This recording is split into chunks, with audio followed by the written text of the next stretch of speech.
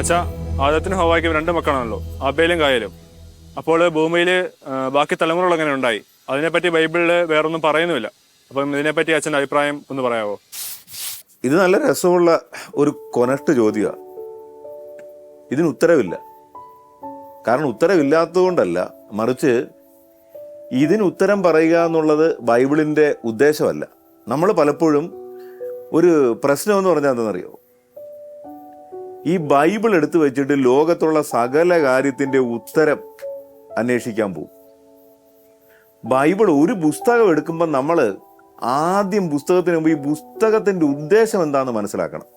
ഇപ്പം നമ്മൾ ഭയങ്കര ബുദ്ധിപരമായിട്ട് ചോദിക്കുന്നു, ആദവും ഹവ്വയും അവർക്ക് 2 മക്കൾ, 2 ആൺകുട്ടികൾ, അതിലൊരാളെ തല്ലിക്കൊന്നു, ഇനി മറ്റേ ആൾ മാത്രം, ഇനി വേറൊരു പെൺകുട്ടി ഭൂമിയിലില്ല, പിന്നെ ദേ ഒരു പുതിയ തലമുറ ഉണ്ടായേക്കുന്നു. പക്ഷെ ഇത് ബൈബിൾ എഴുതിയ എഴുത്തുകാർ ചിന്തിക്കാതിരിക്കൂ, ഇങ്ങനൊരു ചോദ്യം നിങ്ങൾ ചോദിക്കുമെന്ന്, ഇനി ബൈബിൾ ഉള്ള കാലങ്ങളോളം ഈ ചോദ്യം ഉണ്ടാകുമെന്ന്? തീർച്ചയായിട്ടും. പക്ഷെ അതിന് ഉത്തരം പറയാത്തത് എന്താണ്? ബൈബിളിൻ്റെ ഉദ്ദേശം എങ്ങനെ തലമുറ ഉണ്ടായി എന്ന് പറയുന്നതല്ല. ബൈബിൾ എന്ന പുസ്തകത്തിൻ്റെ ഉദ്ദേശം ദൈവവും മനുഷ്യനുമായിട്ടുള്ള ബന്ധം. എല്ലാം ദൈവം സൃഷ്ടിച്ചു, തൻ്റെ ഛായയിലും സാദൃശ്യത്തിലും ദൈവം മനുഷ്യനെ സൃഷ്ടിച്ചു. ആ ദൈവവും മനുഷ്യനും തമ്മിലുള്ള ബന്ധം ഇങ്ങനെ പറഞ്ഞുകൊണ്ടിരിക്കുന്നതാണ്. ഇതിനിടയ്ക്ക് മറ്റു പല കാര്യങ്ങളും ബൈബിളിൻ്റെ വിഷയമല്ല എന്ന് പറയുമ്പം ഈ പറഞ്ഞ് രക്ഷപ്പെടുന്നത് പോലെ ചിലപ്പോൾ നിങ്ങൾക്ക് തോന്നും. പക്ഷെ അതാണ് യാഥാർത്ഥ്യം. അത് മനസ്സിലാകണമെങ്കിൽ ഒരു കാര്യം പറയാം. ഇപ്പോൾ ഫിസിക്സ് പഠിക്കുമ്പം ഐസക് ന്യൂട്ടനെ കുറിച്ച് കണ്ടുപിടുത്തങ്ങളെ കുറിച്ച് പഠിക്കുന്നു. എന്താണ്? Every action has an equal and opposite reaction എന്നൊക്കെ.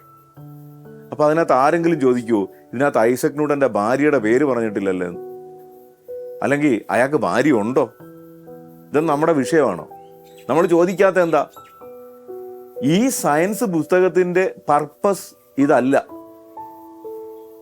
ഒരാൾ ചന്ദ്രനിൽ പോയ കാര്യം നമ്മളിങ്ങനെ ഭയങ്കരമായിട്ട് സയന്റിഫിക്കലി എങ്ങനെയാണ് ഇവർ ചന്ദ്രനിൽ പോയത് എന്നൊക്കെ പറഞ്ഞുകൊണ്ടിരിക്കുകയാണ്. അവസാനം അങ്ങ് ബഹിരാകാശത്തെത്തി ചന്ദ്രനിൽ ചെന്ന് അവിടുത്തെ കാഴ്ചകൾ എന്ന് പറഞ്ഞുകൊണ്ടിരിക്കുമ്പോൾ ഒരാൾ ചോദിക്കുകയാണ്, ഈ ചന്ദ്രനിൽ പോയ ആളിൻ്റെ പോകാതെ വീട്ടിലിരിക്കുന്നവരുടെ കാര്യം എന്താ പറയാത്തതിനകത്ത്?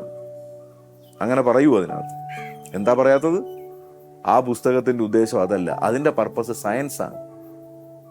ബൈബിളിൻ്റെ പർപ്പസ് ദൈവശാസ്ത്രമാണ്. എന്ന് പറഞ്ഞാൽ ദൈവവും മനുഷ്യനും തമ്മിലുള്ള ബന്ധം. അപ്പൊ ഇവിടെ ആദവും ഹവ്വായും കഴിഞ്ഞ് 2 മക്കള്, പിന്നെ തലമുറ എങ്ങനെ ഉണ്ടായി എന്ന് പറയുന്ന ഒരു ചരിത്രം ബൈബിൾ ഉദ്ദേശിക്കുന്നില്ല. അതുകൊണ്ട് ബൈബിൾ അത് പ്രസക്തമായിട്ട് എടുത്തിട്ടില്ല. ഞാൻ നേരത്തെ പറഞ്ഞതുപോലെ, ഇതിനു മുമ്പുള്ള ചിന്തകളിൽ പറഞ്ഞതുപോലെ, ഇത് ഒരുപാട് മനുഷ്യരുള്ള സമയത്ത് ഇരുന്ന് ചില ദൈവിക രഹസ്യങ്ങളുടെ കഥ പറയാൻ വേണ്ടി ആൾക്കാർ പറഞ്ഞതാണ്. അപ്പം അവരുടെ വിഷയമല്ല ഈ പുതിയ തലമുറ എങ്ങനെ ഉണ്ടായി എന്നുള്ളത്. അപ്പം നമ്മുടെ പ്രശ്നം എന്താണ്? ബൈബിളിൽ നിന്നും ഈ ലോകത്തുള്ള സമസ്ത ചോദ്യങ്ങളുടെയും ഉത്തരം കണ്ടുപിടിക്കാൻ ശ്രമിക്കുന്നതാണ്. അങ്ങനെ എല്ലാ ചോദ്യങ്ങളുടെയും ഉത്തരം കണ്ടുപിടിക്കാനുള്ളതല്ല. മാത്രമല്ല, ഈ ബൈബിൾ ഉൽപ്പത്തി പുസ്തകം വായിക്കുന്നവര് മറക്കാതെ ചെയ്യേണ്ട ഒരു കാര്യമുണ്ട്. ഉൽപ്പത്തി പുസ്തകം വായിച്ചു തുടങ്ങുന്നതിന് മുമ്പ് 2 പേജ് പുറകോട്ടൊരു 2 പേജ് വായിക്കണം. കാരണം അതായത് ഉൽപ്പത്തി പുസ്തകത്തിന്റെ ആമുഖം എന്ന് പറഞ്ഞുണ്ട്. അപ്പൊ ഉൽപ്പത്തി പുസ്തകത്തിൽ ഈ ഉൽപ്പത്തിയെക്കുറിച്ചും ആദം ഹവ്വയെക്കുറിച്ചും കായനെ ആബേലെ കുറിച്ചും അങ്ങനെ തുടർന്ന് വരുന്ന കുറേ കാര്യങ്ങളെ കുറിച്ചൊക്കെ പറയുന്നതിനെ കുറിച്ച് എഴുതിയിരിക്കുന്നതെന്നറിയാവും.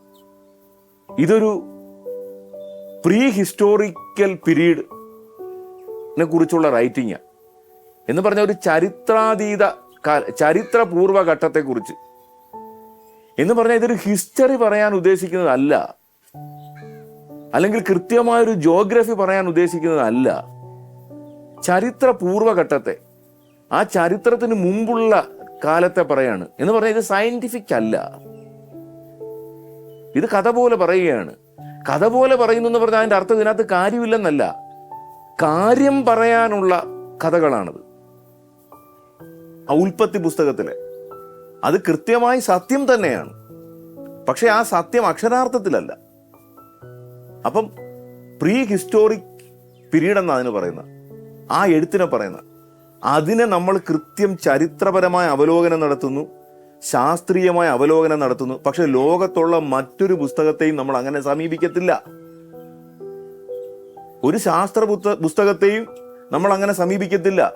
ഹിസ്റ്ററി പഠിക്കുമ്പോൾ അതിനകത്ത് ശാസ്ത്രം അന്വേഷിക്കത്തില്ല, ശാസ്ത്രം പഠിക്കുമ്പോൾ അതിനകത്ത് ഹിസ്റ്ററി അന്വേഷിക്കത്തില്ല. പക്ഷെ നമുക്ക് അനാവശ്യമായൊരു നിർബന്ധമുണ്ട്, ബൈബിള് വായിക്കുമ്പോൾ ഇതെല്ലാം ഇതിനകത്ത് കിട്ടണം. പക്ഷെ ബൈബിളിന്റെ ഉദ്ദേശം അതല്ല. അങ്ങനെ ലോകത്തൊരു പുസ്തകവും എഴുതാൻ പറ്റത്തില്ല, എഴുതി തീർക്കാൻ പറ്റത്തില്ല. എഴുതി തുടങ്ങിയിട്ട് എഴുതുന്ന ആൾ മരിച്ച് ഇനി അടുത്ത ആളും കണ്ടിന്യൂ ചെയ്ത് ലോകം അവസാനിക്കുന്നതിന് എഴുതിക്കൊണ്ടിരിക്കാനേ പറ്റൂ. ഒരു പുസ്തകമാക്കി മാറ്റണമെങ്കിൽ അതിന് ലിമിറ്റേഷൻ ഉണ്ടാകും. ആ ലിമിറ്റേഷൻ എന്താ? ആ പുസ്തകം പറയാൻ ഉദ്ദേശിക്കുന്ന കാര്യം, ആ പുസ്തകത്തിൽ നിന്ന് നമ്മൾ അന്വേഷിക്കേണ്ടത് അതാണ്. അതുകൊണ്ടാണ് ഇതുപോലെ പല ചോദ്യങ്ങൾക്കും നമുക്ക് ഉത്തരം കിട്ടാതെ പോകുന്നത്. ഇതിനുത്തരം പറയുക എന്നുള്ളതല്ല ഈ പുസ്തകത്തിന്റെ ലക്ഷ്യം. പുസ്തകം മറ്റു പല കാര്യങ്ങളുടെ ഉത്തരം പറയുന്നുണ്ട്, അത് നമ്മൾ അന്വേഷിക്കണം. അതാണ് the purpose of the text.